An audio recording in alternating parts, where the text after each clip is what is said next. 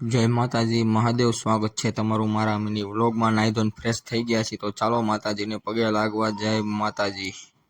માતાજીને ચડાવવા લીધા ફૂલ ને બહાર નીકળીને જોયું તો આપણે કિરણભાઈ ગણપત દાદાની મૂર્તિ લોડિંગ કરતા હતા અને જાય છે।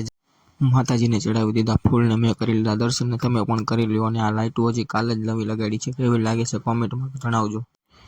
તો ભાઈ માતાજીને પગે લાગીને આવી ગયા ઘરે, અને ઘરે આવીને આપણે મહાદેવજીને દૂધનો અભિષેક કરી નાખ્યો। દૂધ ચડાયા ત્યારબાદ પછી આપણે મહાદેવજીને જળનો અભિષેક કરી નાખ્યો। જળ અભિષેક કરીને પછી આપણે મહાદેવજી આગળ કરી પ્રાર્થના કે હવનું સારું કરજો, બધાનું કલ્યાણ કરજો, બોલો હર હર મહાદેવ। પિતૃદાદાને ફૂલ ચડાવી પછી બધાય દેવી દેવતા ભગવાનને ફૂલ ચડાવી પછી મહાદેવજીને ફૂલ ચડાવી દીધા અને દર્શન કરી લીધા।